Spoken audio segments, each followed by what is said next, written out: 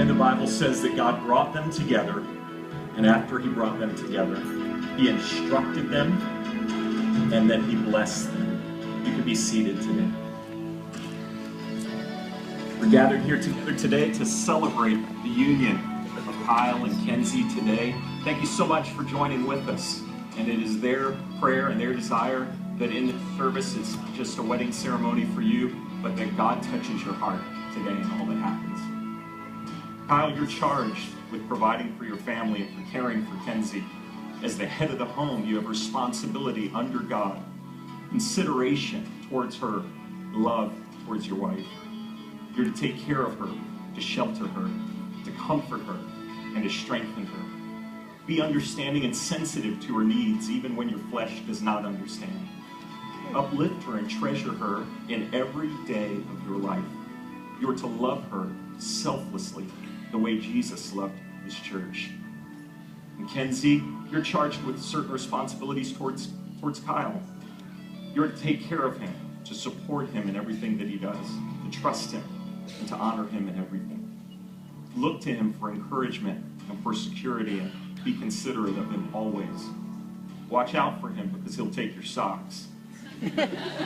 And be constant and consistent in your love, knowing that God has brought you the mate that you've prayed for. Never take it for granted, but instead value him more every day as your life goes forward, and commit yourself to his happiness. Kyle, will you take Kenzie to be your wife? Will you commit yourself to her happiness, her self-fulfillment as a person, and to her usefulness in God's kingdom? And will you promise to love, honor, trust, and serve her, forsaking all others, be true and loyal to her as long as you both shall live? Kyle, would you repeat after me? I, Kyle, affirm my love for you, Kenzie, as I invite you to share my life. I promise always to respect your needs. I will endeavor through kindness, unselflessness or unselfishness. You can fix that one. And trust to achieve the warm, rich life we now look forward to. I take you to be my wife, to have and to hold from this day forward, as we journey through the valleys and the mountains, trusting God in every situation, giving our lives to him, serving him as long as he grants us life. Kenzie, will you take Kyle to be your husband? Will you commit yourself to his happiness and to his self-fulfillment as a person, to his usefulness in God's kingdom? And will you promise to love, honor, trust, and serve him always, forsaking all others, and be true and loyal to him as long as you both shall live?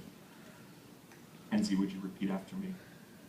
I, Kenzie, affirm my love to you, Kyle, as I invite you to share my life.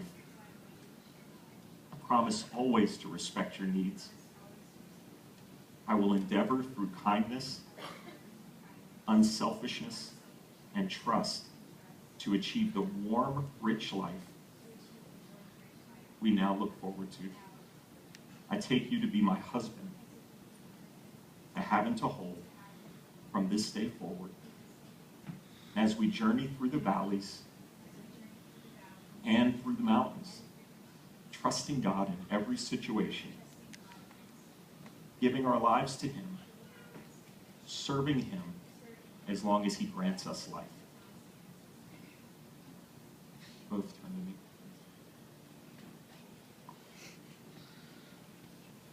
Many years ago, I was probably about 5 years old when my father, my biological father, left my mother. Sometimes stories like this are a little difficult in these settings, but when he left due to unfaithfulness, not my mother's unfaithfulness, but his unfaithfulness.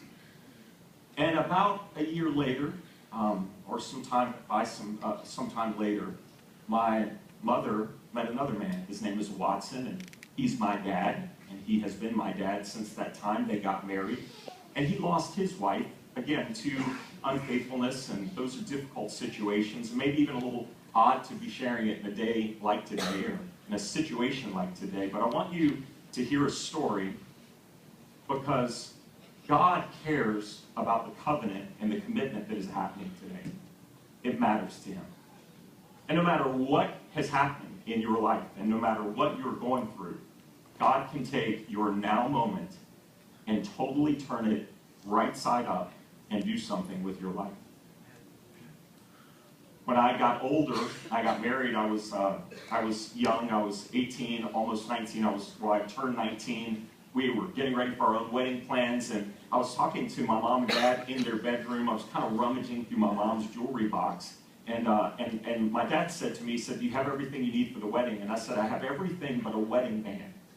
And right as I said that, I found a wedding band in my mother's jewelry box. And I said, "Hey, what's this?" Because I wanted to save some money, be frugal, right? And so my dad immediately responded, and he said, "You don't want that ring." And I said, "Why not?" And he said, "That's my ring from my first marriage." Now, if you're not a Christian, this may not make sense to you. But at that moment, the Spirit of God kind of rose up in my heart. And in my spirit, I felt the Lord speak to me and say, "Yes, you want that ring. Because what was a curse will become a blessing. And what was unfaithfulness will become faithfulness. And you're to put that ring on every day of your life to remember your vows and remember the covenant that you made and to be faithful to your wife." And so my dad gave me the ring, and I've worn that ring every day, all my life. And as Kyle got older, he was probably 10, 11, 12 years old, he would play with any jewelry I had, rings or watches or anything like that. He would take it off and he would put it on and play with it. And we started to talk about the story of the ring. And as we were talking, I was telling him what had happened and how I got this ring and what it meant to me. And he said to me, he said, "Dad, one day, I'm going to marry a pretty girl like Mom is pretty." And here we are, with a pretty girl. Good job. And just like you've been faithful to Mom, I'm going to be faithful to my wife.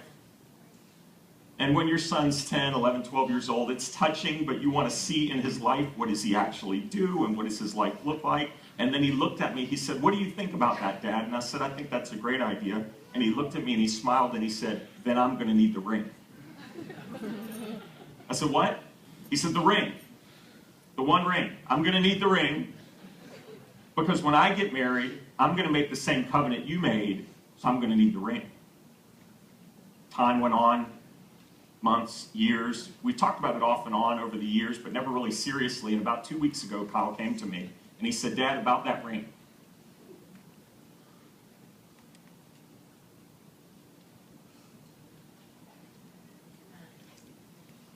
I said, "Son, are you sure you want that ring?" And he said, "Dad, it's a covenant. And I'm going to make the same covenant on my wedding day that you made on yours." I said, "Okay." So we went to the jewelry store and we walked in. If you've ever gone in to get a ring resized, I'm a little nervous because I don't know what kind of service I'm going to get resizing versus buying. I don't know if anybody else thinks that way. But I walked in, I said, "We're going to need to resize this ring, but the good news is I'm pretty sure I'm going to have to buy a new wedding band." So he happily helped us, and he sized Kyle's finger because it was sized for man fingers, and Kyle has boy fingers.